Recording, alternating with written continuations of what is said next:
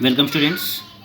Now we are going to discuss about interfacing switches and LEDs with 8086. In this we are taking 4 switches and 4 LEDs. Here directly we can connect the switches and LEDs to 8086. Hence we have to go for 8255 PPI, that is of programmable peripheral interface. For 8086, first we need to connect the 8255 PPI.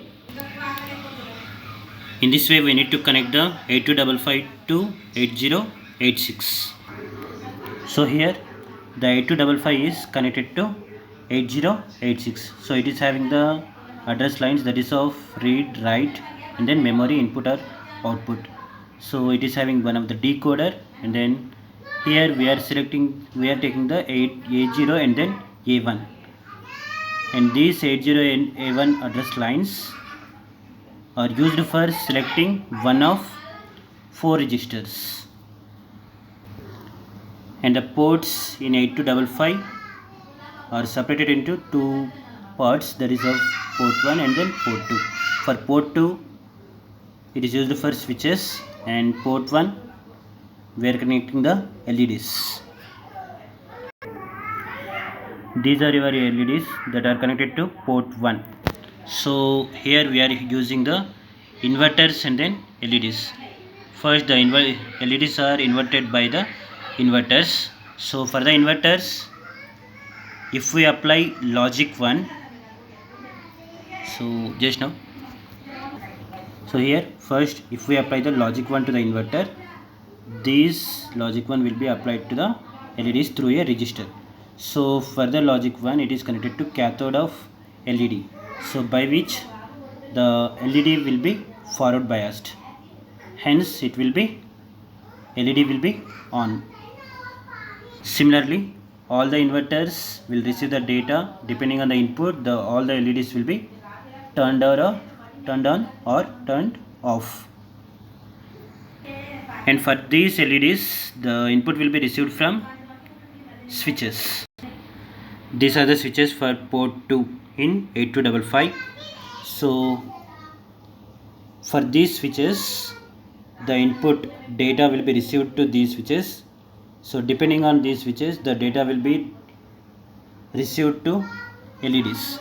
So depending on the input the LEDs will be displayed the data. So in this way the data will be received to the switches, and these switches will send the information to LEDs. So depending on the input the LEDs will display the data.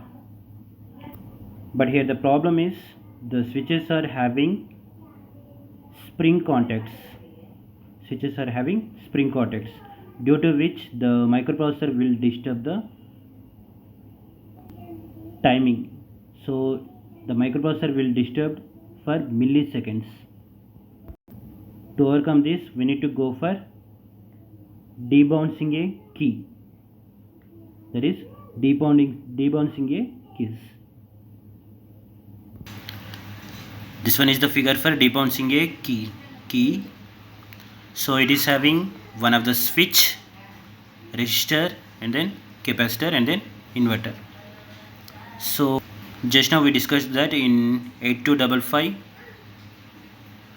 and 8086 interfacing the switches will disturb the 8086 microprocessor because of that springs, hence we need to go for the debouncing of key. So here we are using this hardware.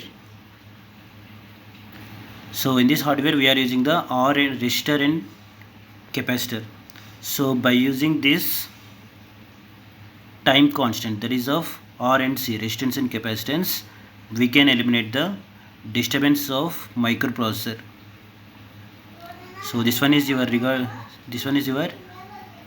interfacing switches and LEDs with 8086.